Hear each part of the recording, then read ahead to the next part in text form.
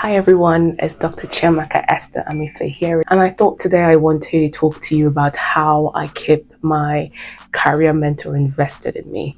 Now, it's one thing to have a mentor and it's another to keep one, and I feel like as an international student, it's common to feel disadvantaged because you're operated in foreign territories, right? So you're kind of unaware about the dynamics of a UK learning environment. You're not quite sure about the expectations of you in terms of how you imbibe and interact with the knowledge that you're given at university. But also, if you are a work professional, the UK job market is quite unique, to its region, and the sort of the culture of the organizations within the job market as well is quite unique to that, to that territory. So, having a mentor who is sort of forerun the path that you're about to embark on is quite pivotal to your success. And I know lots of people have mentors, but they're sort of in and out of their lives. I want to share some sort of pointers with you and how I keep my career mentor invested in me, and I've been with him for years upon years. So hopefully you can get some few tips from here. So the first pointer is what I like to call C finish. So C finish is a Nigerian colloquial language that is sort of used in conversations between two people who are of, varying ranks in terms of sort of power, knowledge, and influence. And it will usually be said by the person of a higher rank because they feel like they're no longer being accorded respect that they would have been in the past, because a sense of familiarity has started to, set in. And if you're not careful, this is something that can seep into a sort of a mentor-mentee relationship when the mentee ceases to accord or sort of sustain that lens of honor or reverence at which they looked at their mentor in the past. Now, if you remember, before you approached your mentor, right, like you used to look at them with so much awe, you used to see it as a privilege to sit side by side them and sort of glean insights and wisdom, right? But all of a sudden, because you have now increased access into their lives, you have sort of frontline view to their personal life, to their failures, to their weaknesses, to their idiosyncrasies, you start to now relate to them as if you both are on the same level playing field. And I feel like this is how some mentees carelessly close, the door to glowing opportunities for them. Now, C finish can look like this, right? So when you initially met your mentor, when they send you text messages, you're responding in the minutes in which the message was sent. But because there's this sort of sense of familiarity that's now set in, you're responding in a week, you're taking your time, or it can even present itself as, when you're being assigned a task to do, initially you do it with every sense of urgency. You'll be making sure you deliver with an excellent approach, but now you're doing it haphazardly, you're doing it on your own terms, in your own time, or you lack sort of terms of respect and honor, like good morning sir, good morning ma, how are you doing, or even terms of gratitude that you would usually say. So thank you, it's a privilege to talk to you, I do not take your time for granted. So all of those things that you would say as a way to portray your respect and honor for them, and all of a sudden that doesn't happen anymore. Like you sort of take their time and their intellect that they are investing in you for granted. Or you can be like, you're now calling at odd hours, right? So when you're calling at times when you be encroaching on their family time or their work time. So there's just subtle ways you can see your mentor finish. I'm not saying worship your mentor, that's not the point here, right? But I'm just saying don't allow the access that you've been given or the vulnerability that you've now been shown to give you grounds for, kind of subtle disvalue. It's really important that you maintain a posture of honor, when it comes to your mentor, until they now signal a change in the dynamics of your relationship. But even when they do so, I would still advise that you tread carefully. So don't reach for more than they've made allowance for per time. So the moral of the story is, do not see your mentor finish. Okay. So the second pointer is everyone loves to be celebrated, and your mentor is no exception. So I was watching this really, really interesting sermon by Apostle Joshua Selman, who is the founder of Koinonia Global. And as part of his sermon, one of their Sunday services, he enacted this sort of role play, right, where he asked a man and a lady to come to the altar and stand side by side with him. And then he asked the rest of the congregation to keep clapping for them, right? Clap for like 2 to 3 minutes. And then he even further asked that they accompany that clapping with a standing ovation. Now, there were no specific instructions on why they should clap. He just said clap clap as loud as you can. And you can just see the man and the lady standing on the altar, you know, smiling, grinning from ear to ear and just beaming with so much joy. And for me, in that instance, he just demonstrated that every man has that intrinsic need to feel valued, to feel seen, to be celebrated, to be acknowledged for the value that they provide. And your mentor is no exception. That's why there's that caution around, you know, placing extreme value on the praises of men and the need to shift all of that glory to God. Because if you're not careful, if you feed on that thing, it has a way of sort of cultivating pride within you. But regardless, you know, the Bible instructs us that we should give honor to whom honor is due, and your mentor is no exception. So the whole point of this is to say that everyone loves to be celebrated, regardless of whatever rank in society that you've attained. And you should never get to a point where you start to cheapen the interactions you have with your mentor.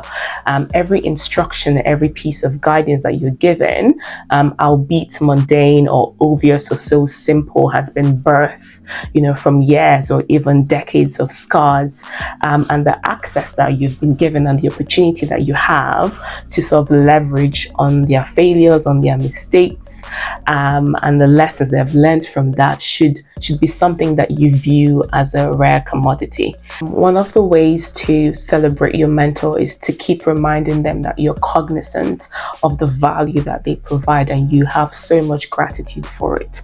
And this can range from a thank you, I'm so grateful ma, I'm so grateful sir, or, you know, making sure that you get them a gift during their birthday, during their anniversary, or during, you know, specific seasons in the year like Christmas, or making sure, and I feel like this has been a game changer for me, is to make sure that you are celebrating every monumental point in their lives. It can be that they have just launched a big initiative, or they have just finished a huge project that's gained quite a lot of publicity, or they have just made a public appearance. So making sure you remember and identify and appreciate and honor them at the end or the conclusion of a very big moment in their life.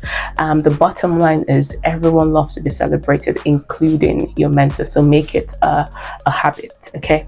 So the next point is be value adding. When nobody loves a parasitic relationship, regardless of who you are. Granted, people can be sort of altruistic in their motive, right? So based on a high moral ground or as a demonstration of their love for Christ, and by extension, his people will keep giving and pouring into people. But trust me, there is nothing as tasking and exhausting as when you keep giving to someone who is only concerned with taking from you. And to be honest, with the mentees that I do have, there are some that I enjoy mentoring, and then there are some that I need to invite the Holy Spirit to help me to keep giving. There's always that tussle between my flesh and my spirit to keep doing good. And it's very important that you make your mentor enjoy mentoring you. And the fact is, no matter your societal rank or how much a person has achieved, they always have needs and they always have wants, okay? So find out the need that your mentor have, a need that you can solve. And it is really important that you don't wait to be asked. Pay careful attention to the things that they say and the areas of help that they might need, even if they don't ask you, and find a way to meet them. And sometimes you have to insist on helping them, because as a result of them being very humble or not wanting to burden you. I know for my mentor, for example, when he says something, I go, oh, I can actually do that. I was like, oh, no, don't worry. I know you have so much to do. And I'm just like, I'm doing it. And before he knows it, the next morning is in his inbox, right? So always find a way to add value and to give back to your mentor, even in very, very little ways. And you might think it will make no difference to them, but you'd be so shocked how grateful they would be. And this has worked so well for me in these times that I've spent with him. So be value adding. Make sure your mentor-mentee relationship is mutually beneficial. The last but the most important tip is bear fruits, okay? I'll say it again, bear fruits. There is nothing, trust me, there is nothing as heart-wrenching as pouring scarce, priceless resources through a basket. Now, it's really important for you to be a worthy investment as a mentee. And the best way to show appreciation to your mentor for the value that they provide in terms of their time and their intellect is to take whatever they tell you, go to work with it and actually yield fruits. Because first and foremost, it's beneficial to you as the mentee, right? Because it's the farmer that first eats to his fill of his harvest. But also on the mental side of things, there's this joy that they feel from, seeing you blossom, this joy that they feel from seeing you making greater strides, even much quicker, much earlier than they did. And there's particularly this joy of knowing that, as a mentor, you're partnering with Christ to make men. But more importantly, it's this feeling that if this mentee of mine can do so much with so little, then how much more can they become if I pour more of myself into them? So there is nothing as important as you bearing fruit as a mentee, because it shows that you can be trusted, you can be relied upon with so little, and that evokes sort of a response of, okay, I want to give them much more. And this is how mentees go from just being mentees to co-founders, or just being mentees to CEOs and COO of sort of sub-ventures of their mentor. So bear fruits. And I'm just really reminded of that parable by Jesus Christ, right, where he talks about a master and his 3 servants, or his servants. One of them he gave 5 talents, another he gave 3, and another he gave 1. And the servant that was given 5 talents and 3 talents took those talents and put that to work and brought back 100-fold increase, right? And he said, you know what, for this I'm going to give you much more. And then to the one with the 1 talent that did nothing with it, he actually took it from them and gave to somebody else who valued that resource. And the same is true for this context, okay? When you can show your mentor that you value the supposed little investment they make to you by actually tilling the ground, putting it to work and building fruit, you sort of evoke that response of them giving you so much more. So to recap, how do you keep your career mentor invested in you? And to be honest, these tips are applicable across other contexts and other areas of your life, maybe your spiritual mentor or every other area of your life where you have some sort of guardian over you. So what are the 4 tips? Do not see your mentor finish, right? Don't see them finish. Make it a habit to celebrate them. Make sure you are value adding. Do not be a parasite. And the last thing is, please make sure you bear fruits as a mentee. And I'm going to leave it right here. Until next time, speak soon.